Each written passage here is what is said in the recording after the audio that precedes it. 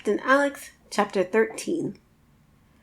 Alex stood brushing his teeth in the half-bathroom connected to his dorm room. White paint adorned the walls. The rug fibers filled the spaces between his toes.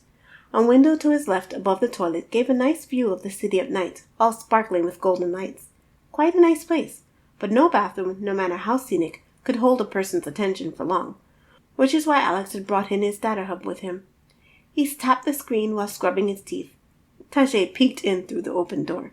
"You're tired. Go to bed." Tajay wore his pajamas 2 sizes too big, so the sleeves and legs hung over his hands and feet. Once, when Alex asked him why he wore them so big, Tajay had changed into a pair of pajamas supposedly the right size for him. The pajamas had hung so tight to Tajay's torso and pelvis area that the fabric stretched and tore. Alex laughed for a week straight every time he thought of it. "Give me a minute."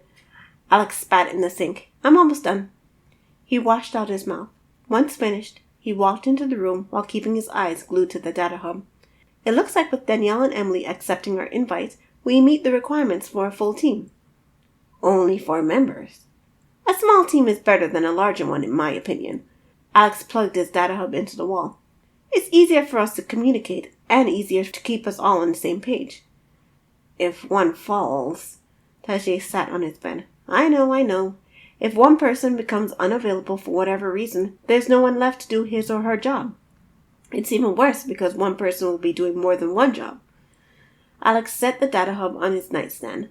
"I'm going to have each of us learn another person's skills, in case something like that happens.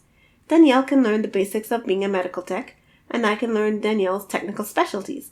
You're already my first officer, so my job's taken care of. And I have basic piloting skills. You'll have to learn navigation from Emily, and Emily can learn protocol basics. Simple." He tapped his head. "I have it all figured out." Tajay raised the corner of his lip. "I have to teach Danielle?" "Yep." Alex stretched. "Do you have an objection?" Tajay snorted. He crossed his arms and flared his nose. "No," he said, though clearly he had one. "Don't think you're the only one who won't be happy with this arrangement." Alex stretched out in his bed. "Danielle doesn't like you as much as you don't like her." "I don't dislike her. She..." Tajay turned up his nose. "It's okay if you don't like her, Taj. You don't have to like everyone you meet." Alex slipped his hands under his head. "You do have to teach her, though. You'll have to find a way to get along with her." "Okay." Alex gazed at the ceiling. "I can't submit the team for approval until we meet with Emily tomorrow. I would have liked to have it done today so we can get starting on training, but..." "No rush." "I guess." Alex gazed out of the window. Stars peppered the violet sky. Frost had started to build up outside the double-paned window, and lights from the buildings surrounding the complex set the air aglow. Alex pressed his hand against the glass. His fingers tingled with cold. Interesting. Summer had just approached this planet, but it seemed nights remained cold and harsh all year long. Alex shivered. He'd hate to think about winters on this planet. And the plants. Perhaps the bluish chemical in their leaves also served as antifreeze to protect them from freezing nights. A blue sphere drifted into Alex's sight, a big blue eye in the middle of a dark sky. What a small planet. "It's a moon." Tajay eased himself onto the bed.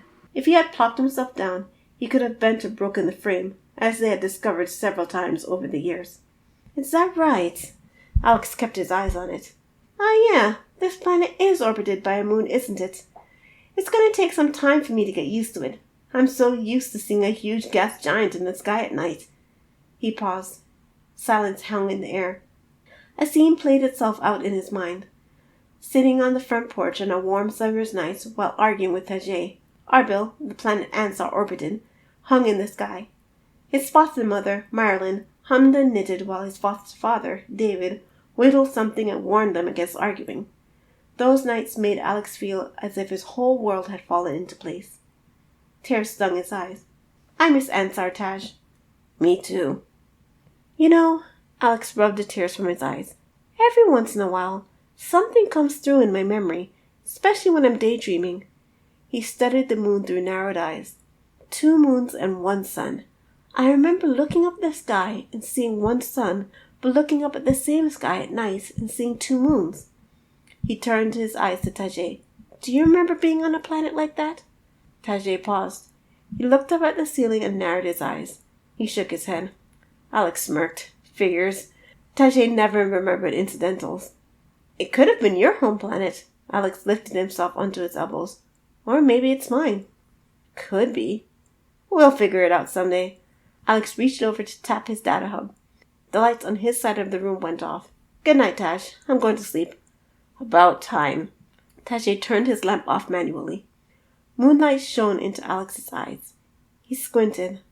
The light of Arbol gave off a gentler, more subtle glow than this moon did, but Alex didn't look away from the light. Somehow, this silvery light soothed him.